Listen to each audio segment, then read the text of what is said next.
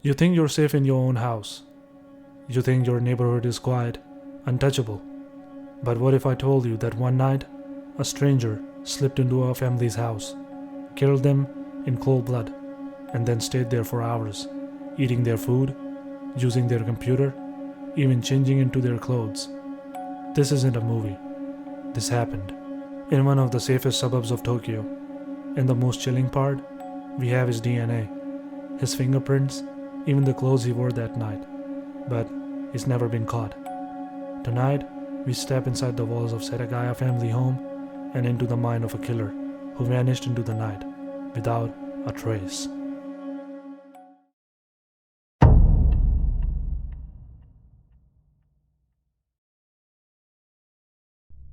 It was a quiet winter night in one of Tokyo's safest neighborhoods, a place where doors were rarely locked and crime was almost unheard of. The Miyazawa family lived in a large two-story home in Setagaya, a comfortable suburban area near a small park. The father, Mikio, was 44 years old, a kind, soft-spoken man who worked for Interbrand, a marketing and consulting firm. His wife, Yasuko, 41, was a devoted mother who ran a small English language class from home. Their daughter, Niina, just 8 years old, was a bright and cheerful, loved ballet, and filled the house with laughter. Their son, Rei, 6, was quiet and shy, struggling with a speech impediment, but adored by his family. From the outside, they were the picture of domestic happiness, a family with deep roots in their community. But in the final days of 2000, the walls of their home would bear silent witness to one of Japan's most brutal and baffling murder cases in modern history. The night of December 30th, 2000, began like any other. Neighbors later recalled hearing the distant sound of television coming from the Miyazawa home, and perhaps the faint laughter of children playing before bed. Outside, the park behind the house was unusually empty. Winter had driven away the usual noise of skateboarders and families. Around 10:30 p.m., a witness reported seeing a lone figure walking near the park, their face obscured by a scarf. Nobody thought much of it at that time. Inside the house, Rei had already gone to bed early, tucked safely in his upstairs bedroom. Niina was probably enjoying her winter holiday freedom, staying up a little later with her mother. Mikio, ever the night owl, was at his computer on the first floor, working or perhaps browsing the internet. None of them could have imagined that a stranger, a killer, was already making their way toward their home. Investigators believe the killer entered the house sometime between 10 p.m. and midnight, most likely through the second-floor bathroom window that faced the park. This window was accessible via the park's embankment, allowing someone to climb up without being seen from the street. The first target was likely Rei, for reasons still unclear. The killer attacked the boy in his sleep, strangling him with bare hands. Rei's death was quick and silent, a deliberate move to eliminate the one family member least able to defend himself, and perhaps the one who could have alerted the others with a scream. After Rei was dead, the killer descended the stairs and confronted Mikio, who may have heard the commotion. Evidence suggests a violent struggle took place on the first floor. Mikio fought hard. Bruises, broken bones, and defensive wounds covered his body, but the killer had brought a weapon, a sashimi knife, long and razor-sharp. The blade pierced Mikio repeatedly, ending the fight in a storm of violence. With the father dead, the killer moved upstairs, where Yasuko and Niina were likely cowering in terror. The scene was pure horror. Yasuko and her young daughter were found in the hallway, each with multiple stab wounds. The killer's rage was apparent. Some wounds were deep, forceful, and repeated even after death. Niina, just 8 years old, had defensive injuries on her hands, showing she tried to shield herself from the blows. The brutality was personal, almost intimate, as if the murderer had some deep-rooted hatred. Yet investigators could find no connection between the family and any unknown enemies. And then, in an inexplicable twist, the killer did something that still baffled detectives. He stayed. After killing the Miyazawa family, the murderer didn't flee into the night. Instead, he lingered inside the house for hours, possibly until dawn.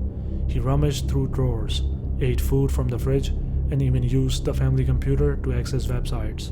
Forensic evidence shows he ate 4 ice cream cups, drank barley tea, and may have used the toilet without flushing. Even more bizarre, he changed into the family clothes, leaving behind his own. a jacket, a scarf, a shirt, and gloves.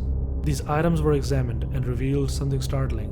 The fabrics contained sand from a desert region in Korea, suggesting the clothing had been purchased abroad. The killer's own DNA was also recovered from the bloodstains and items he touched, including a bloody bandage. Despite having a full DNA profile, Japanese police have never been able to match it to any suspect in their national or international databases. The crime scene told a disturbing story. There were no signs of forced entry other than the open bathroom window. The killer had moved through the house methodically, showing no panic or rush. He had a strange choice of weapon. The sashimi knife used in the attack broke during the killings, so he retrieved another kitchen knife from the Miyazawa's own utensils to finish the job. There was cash left behind in Yasuko's wallet, ruling out robbery. The family's valuables were untouched. Nothing about the killer's action pointed to a clear motive. He seemed more like a ghost, moving through their home, methodical, detached, yet strangely comfortable.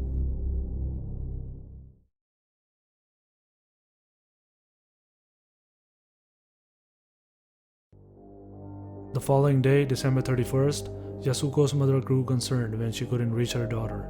She arrived at the house in the afternoon and entered to find a nightmare. Police were called immediately, and what they found inside would haunt them for decades. Every inch of the house was a mix of savagery and strangeness. The killer's fingerprints were everywhere, on doorknobs, on the computer mouse, on the fridge. His blood was mingled with the victims from a hand injury sustained during the murders. Police estimated that more than 10,000 separate pieces of evidence were collected, one of the largest forensic hauls in Japanese criminal history, and yet it has led nowhere. Over the years, theories have swirled. Some believe the killer was a foreign national, possibly of Korean descent, due to the unique DNA markers and the origin of the clothing. Others think it was a thrill killing, an act committed for no reason other than experience the power of taking lives. A few suspect a personal grudge hidden deep in the family's private life, though no evidence supports this. Another theory suggests the killer was a transient who had been living in the nearby park or abandoned buildings, watching the family for days before striking. Whatever the truth, the killer displayed a level of calm and composure after the murders that is almost inhuman.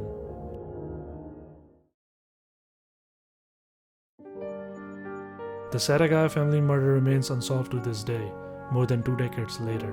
Despite the DNA evidence, despite the clothing, despite the fingerprints, no one has ever been arrested.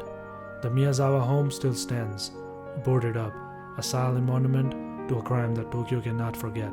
It is a reminder that evil can walk among us, even in the safest places, and that sometimes the monsters don't just come in the night, they stay until morning.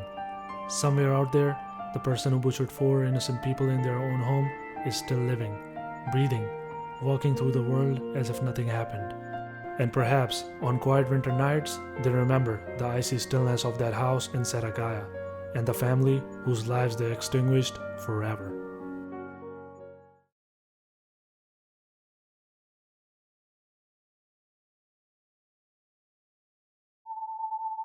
Thank you for watching. Stay curious, stay cautious. Until next time on Reprofiles.